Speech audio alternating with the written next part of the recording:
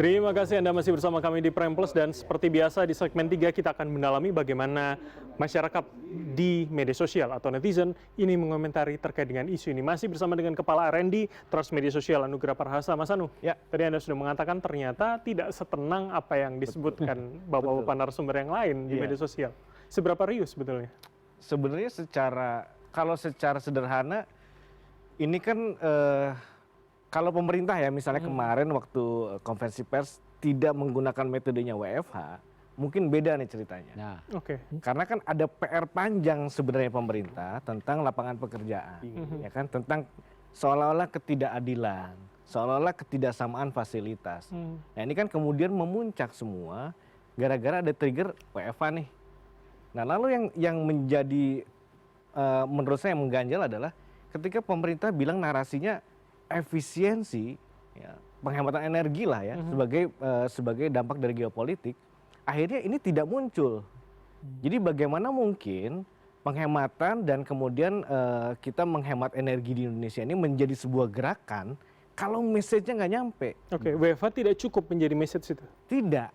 Oke. Karena WFH, nanti kita lihat ya. Oke, ini sambil kita tampilkan datanya terlebih dahulu. Oke. Ini grafik tanggal kalau tidak salah untuk pertama. Nah ini trajektori percakapan. Jadi 31 ketika ada konferensi pers, percakapannya rame. Rame sekali. Tapi sudah hilang aja. Gitu, hilang aja biasa Semua aja. menurun ya memang karena Betul. tidak ada aktivitas di lapangan begitu ya? Karena pertama ya ujungnya hanya WFH kan. Yang kemudian diambil, kita harus lihat bahwa netizen Indonesia ini sekarang kita masuk ke fase shallow knowledge ya, atau shallow viewing. Artinya ada persentase penurunan penonton short video. Oke. Ini bahaya. Long video kita udah nggak mau nonton, short video udah mulai menurun. Wow. Pertanyaannya kan netizen mau Sumbernya nonton dari yang seperti mana? apa kan, gitu kan? Oke. Nah, yang mau ditonton sama netizen sekarang itu yang sifatnya emosional. Oke. Nah makanya kita lihat Instagram yang merah ini dia tetap di posisi agak tinggi tuh karena dia sifatnya masih video. Jadi masih emosional pendekatannya gitu. Oke, ini artinya video hanya konferensi pers penjelasan pemerintah atau DPR misalkan pada saat 31, Ya. atau kemudian dampak kelangkaan di lapangan, atau misalkan ada yang humanis seperti itu, apa? Seperti apa? Yang di Instagram itu dipelopori sama Setcap ya kalau nggak salah, Setcap, lalu ada beberapa influencer pemerintah yang ngasih satu reels bahwa di Jakarta, ini negara, kalau orang-orangnya di rumah ini akan jernih, udaranya akan lebih, polutannya lebih kurang. Oke. Itu lalu APBN akan terangkat gitu kan. Itu reels yang dipakai oleh pemerintah. Nah, reels yang dilawan oleh netizen itu berupa UGC. Bahwa kemudian tanggal 31 ada WFH hari Jumat untuk ASN, tanggal 3-nya puncak macet. Oke. Nah ini kan efisiensinya jadi nggak dapat lagi kan gitu. Walaupun sebetulnya mungkin bisa jadi tidak berkolerasi, tidak linear begitu ya? Kalau saya ngeliatnya gini, bahwa kemudian message hematnya jadi nggak nyampe kan. Oke, baik. Kan esensinya sebenarnya itu kan. Penghematan energi nih gitu. Bukan WFH adalah salah satunya aja kan. Nah penghematan energi jadi nggak nyampe. Oke, baik. Karena ramai juga gitu. Baik, tahan dulu, saya ke Prof. Trubus kalau begitu. Saya minta tanggapan Anda. Ini tentu kita bicara persepsi ketika kita bicara sosial media, tapi itu yang tergambar. Mau tidak mau itu yang terlihat. Jumat adalah WFH pertama, ternyata akhir pekan puncak macet. Apa yang bisa Anda lihat? iya kalau saya lihat itu apa namanya pemerintah melihat bahwa masyarakat itu dianggap solusi yang paling cepat itu WFH itu. Gitu. Karena itu kan ada rekomendasi internasional energi agensi kalau nggak salah ya mengenai WFH itu. Tetapi persoalannya menjadi pro kontra karena apa? Karena masyarakat melihat bahwa enak sekali yang di WFH hanya ASN gitu. Nah, artinya tidak ada perlakuan yang lain terus terhadap pemerintah akhirnya melebar ke swasta gitu. Swasta katanya ikut juga. Tetapi kan itu hanya himbauan dari surat edaran Kemenaker, itu hanya himbauan sehingga itu tidak bisa sebagai patokan. Artinya apa? Masyarakat masih melihat bahwa perlakuan terhadap ASN itu jauh lebih diutamakan, diprioritaskan. Itu yang terjadi di dalam masyarakat itu, pro kontranya seperti itu. Nah, yang kedua saya melihat bahwa sebenarnya tren ini memang ini realitas yang ada di lapangan gitu. Menjadi masyarakat seperti itu. Artinya persepsi publik itu melihat bahwa kebijakan pemerintah ini memang belum memberikan satu ya tanda petik itu kepuasan gitu, memberikan penjelasan yang utuh sebenarnya seperti apa, kenapa kemudian diambil WFH, kenapa tiba-tiba tidak naik ini BBM hanya karena sebelumnya pada saat bulan puasa itu kan Jawa Timur sempat ada panik buying terhadap yang antrian-antriannya itu kan sempat rame itu, apakah itu kemudian masyarakat tadi sambung ke Pak Nursi tadi ketakutan ya pemerintah kemudian tidak berani menaikkan. Nah kemudian yang belakangan tanggal itu kan antrian masih panjang, itu kan masih banyak antrian-antrian sampai tanggal diumumkan pun mengatakan pemerintah tidak naik, tetap antrian panjang. Artinya apa di sini sebenarnya masyarakat ada sesuatu yang kaitan dengan trust gitu loh. Oke, nah menurut Anda itu maaf saya potong Prof. Jadi artinya menurut Anda itu sebetulnya message-nya yang belum sampai atau kebijakannya yang belum tepat? Saya melihat sih lebih kepada kebijakannya yang belum tepat. Jadi bukan message-nya. Kalau message kan semuanya sekarang semua saluran bisa dimanfaatkan. Tetapi kebijakannya itu kenapa itu gitu. Itu masyarakat selalu berpikir kenapa WFH. Nggak ada kan kebijakan yang lain gitu aja tantangannya seperti itu. Kalau saya kan ada niat memotong anggaran kemana-mana tuh. Tidak boleh lagi bikin acara di hotel gitu kan. Tapi pada saat yang sama kita ngelihat mobil mewah tetap bertebaran tuh di kalangan ASN, mobil premium. Saya nggak kritik ke dia nih, saya pernah kritik ke Pak Prabowo. Baik. Negara dengan tekanan utang struktural, tidak layak pejabatnya menggunakan mobil mewah. Itu omongan saya langsung ke Pak Prabowo. Baik. Anda bertentangan dengan beban utang yang tinggi, terus pejabatnya bermewah-mewah, itu nggak pantas. Itu satu. Yang kedua, singkat Pak. Kemarin, libur kemarin, tanggal 5, dari mulai Jumat, Sabtu dan Minggu, itu bukan hanya puncak. Dari Sukabumi puncak itu juga macetnya luar biasa sampai dengan jam 7 malam, jam 8 malam masih nggak karu-karuan. Jadi mau dibilang WFH kayak apa kalau kemudian ternyata masyarakat nggak peduli tuh? Baik. Tahan dulu Mas Tama, saya berikan waktu. Jadi terkait tadi beberapa hal yang disampaikan. Contoh Pak, sebenarnya WFH itu kerja bukan artinya ada nggak kerja tiba-tiba digaji. Ini kan konsep yang harus dipahami juga sebenarnya. WFH itu adalah hari kerja. Namun kerjanya bisa dari rumah. Saya selalu mengambil analogi seperti ini. Saya punya teman, rumahnya di Bintaro, rumahnya di Bekasi, dia butuh perjalanan 30-40 km, let's say, sampai ke kantor.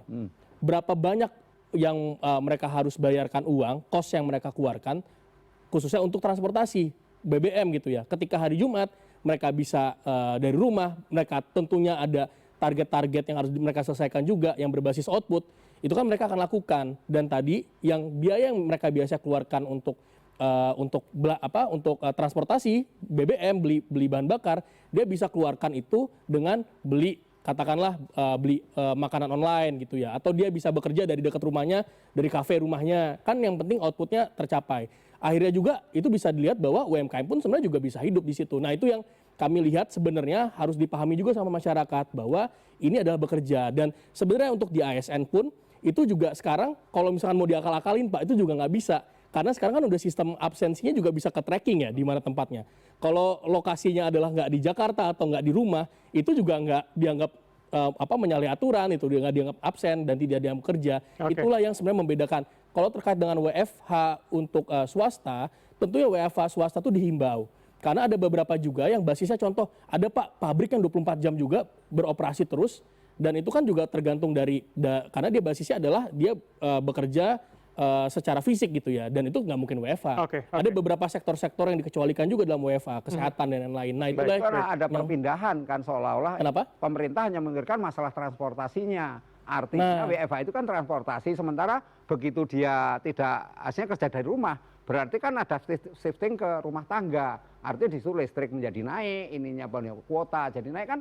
Masyarakat itu mempertanyakan gitu, apakah sama aja nggak efisien, artinya jadi permasalahan sekarang gitu. Pak, kalau ngomongin energi, kita melimpah batu bara, kita melimpah CPO, yang jadi net importir kita adalah minyak fossil fuel. Nah, salah satu kenapa WFH karena mobil kita Pak yang konvensional yang pakai BBM tuh 98% ya, kalau saya tidak salah, 2%-nya cuma mobil listrik gitu ya. Yang artinya mungkin kalau listrik itu pasti pakai PLTU gitu ya, pembangkit listrik tenaga uap yang dari batu bara. Nah ini yang jadi basis kenapa akhirnya ketika di rumah ya dia tetap menggunakan energi, tapi kan nggak di kantor gitu. Termasuk tadi perjalanannya tidak membuang BBM, dan kami pun sebenarnya juga melakukan estimasi ya. Kami melihat dampak dari tidak ke kantor gitu ya, WFH ini itu bisa menurunkan pesimisnya ya, 36.000 barrels per hari pesimisnya. Kalau Kementerian Keuangan menghitung bisa 20%. Jadi kita lihat aja gitu ya bagaimana ininya. Oke, baik. Kita lanjutkan nanti, kita masih punya beberapa slide lagi, kita geser teman-teman produser slide-nya.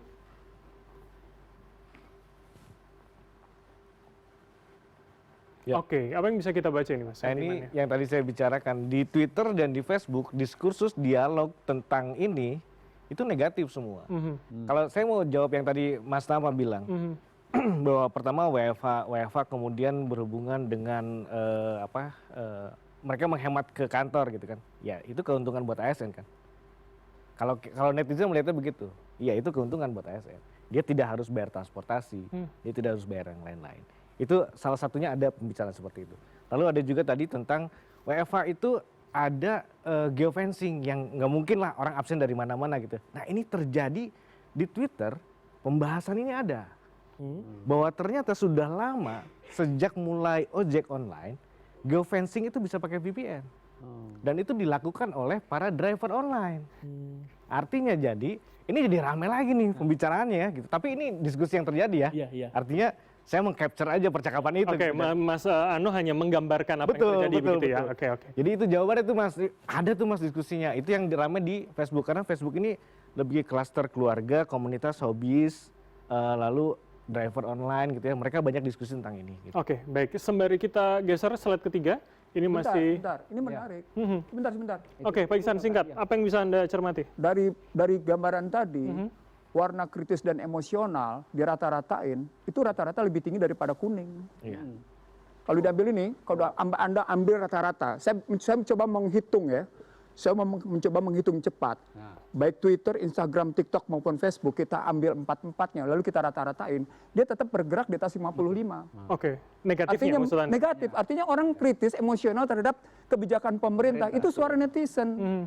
Nah itu yang mestinya kita pertimbangkan, mau kemana nih lari kebijakan ini, sehingga saya menyebutnya begini, yuk kita perbaiki public trust yuk gitu loh. Karena gambaran merah ini adalah gambaran public distrust gitu. Oke, public distrust bahasa Anda. Oke, Mas Agung, saya minta komentar Anda. Jadi public distrust ternyata kalau dianggap Pak Ihsan. Ya, pertama sosiodemografi yang menggunakan sosial media ini kan kelas menengah terdidik biasanya. Jadi nggak bisa mengcapture seluruh populasi. Tapi pesan kritisnya ini memang harus kita pahami bahwa pemerintah harus ya berbenah. Kalau bahasa saya kan tadi kita harus menemukan formulasi antibiotik, Mas. Oke, bukan paracetamol ya? Bukan hanya paracetamol, karena kita harus mikir jangka menengah dan panjang. Kalau perang ini berlarut, seperti apa solusi dari pemerintah? Jadi kalau saya membaca tren data media sosial ini, ya ini kelas menengah terdidik kita. Wajar dong mereka minta klarifikasi atas kebijakan BBM yang tidak naik. Wajar sekali. Tinggal pemerintah menyiapkan protokol komunikasi publik yang jelas dari lintas sektor, apakah keuangan, energi, transportasi, dan lain-lain, untuk menegaskan solusinya apa, A, B, C, dan seterusnya. Oke, meyakinkan melalui itu ya? Persis, jadi sesederhana itu. Jadi untuk merespon ini. Yang kedua, saya melihat memang ini kan tadi kalau di slide sebelumnya trennya menurun. Artinya apa? Artinya publik mulai merasionalisasi dan merelaksasi opini tentang kenaikan harga BBM.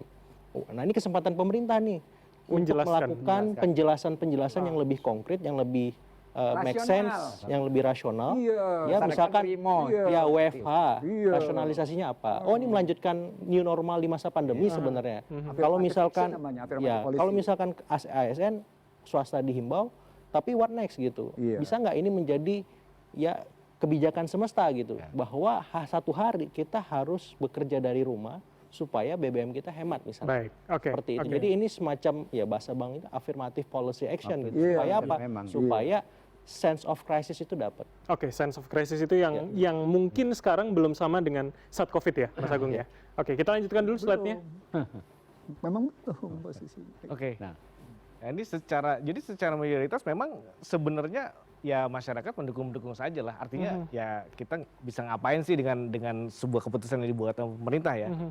Artinya kita lihat pro-nya memang tinggi.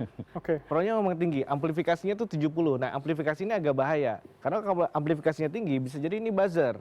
Oke. Artinya jadi berita baik itu hati-hati juga gitu kita melihatnya ya. Karena ini masuk akal atau enggak gitu. Kalau kemudian terlalu tinggi bisa jadi ini buzzer. Lalu kita lihat juga ada pembicaraan tentang solusi alternatif dan long term tadi. B50 bulan Juli, EV, transportasi umum. Ini salah satu yang kenapa nggak diangkat ini gitu. Kenapa nggak bikin dikasih deh EV gratis gitu misalnya gitu kan. Misalnya ya, dikonversi misalnya uangnya gitu. Lalu yang skeptis juga ini nih, yang tadi dibilang bahwa penghematan WFH ini ada salah satu Twitter bilang ini hanya 4% gitu. Diskusinya lumayan panjang sih. Kalau nggak salah di 4% itu dia bilang 4% dari total liter per hari yang dihemat. Hanya 4% gitu. Nah ini diskusinya panjang dan kemudian di-reply dan di-retweet dan di-repost. Oke, tapi kalau begitu dalam konteks ini ya 4%, seberapa hitung-hitungannya menjadi rasional sebetulnya? Ya karena Twitter adalah platform berekspresi ya, artinya semua boleh mengajukan hitungannya sendiri gitu. Menggunakan cocokologinya sendiri. Tapi kemudian kita mesti ingat bahwa netizen itu kan reaktif ya. Artinya dia bisa saja kemudian mempercayai apapun. Nah makanya saya bilang di awal, ini masalah komunikasi kembali lagi. Saya cukup berterima kasih beberapa pekan yang lalu di sini saya bilang juga, sama Mas Tama juga kalau nggak salah saya bilang, pemerintah harus address nation nih, harus ngomong konferensi pers gitu ya. Alhamdulillah kemarin sudah dilakukan. Tapi mungkin yang perlu saya tambahkan adalah ini harus seperti kampanye lah, semua TV langsung gitu. Jangan sampai orang sudah ada di antrian BBM, baru dia dengar, oh ini lagi ada kebijakan nih gitu. Tapi harus di-address semua gitu. Termasuk semua channel sosial media yang dia punya, semua kementerian dan lain-lain ya. Semua harus serentak gitu. Oke, baik. Kita bergeser dulu. Ini akan lebih spesifik soal dampak. Boleh digeser teman-teman produser? Baik. Ini cukup menarik, plastik. Ini berhubungan dengan ibu-ibu dan UMKM. Betul. Pembicaraan WFH menurun, pembicaraan plastik menaik. Oke, baik. Ini salah satu dampak yang diprediksi nggak sama pemerintah? Oke. Artinya kalau kita bicara pemerintah sudah bikin satu skenario gitu ya, ini diprediksi tidak?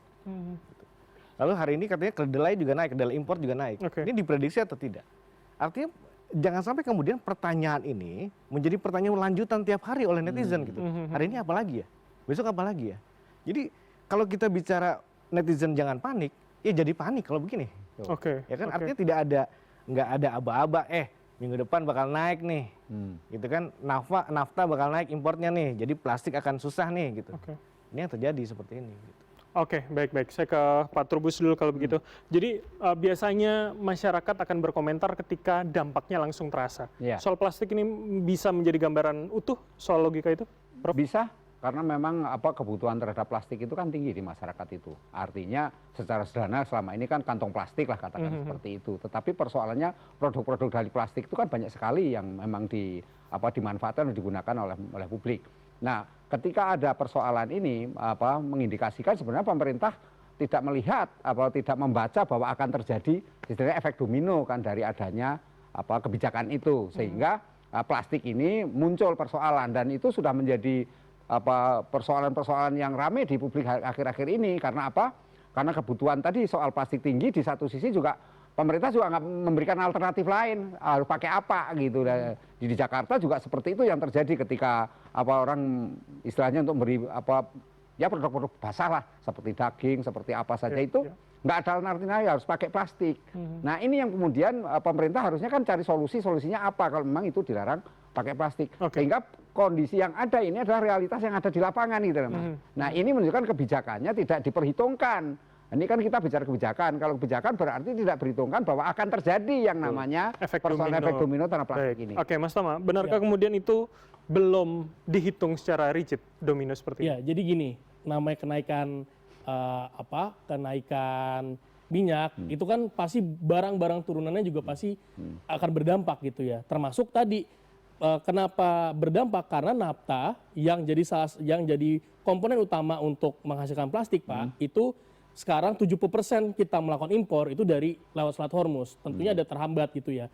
Dan beberapa produsen harganya juga naik gitu ya. Jadi dari stok terhambat stok juga tadi ketersediaan juga terbatas, termasuk dari sisi harga pun jadi lebih tinggi karena harga minyak saat ini tinggi. Nah, yang dilakukan oleh pemerintah saat ini adalah mencari resource baru.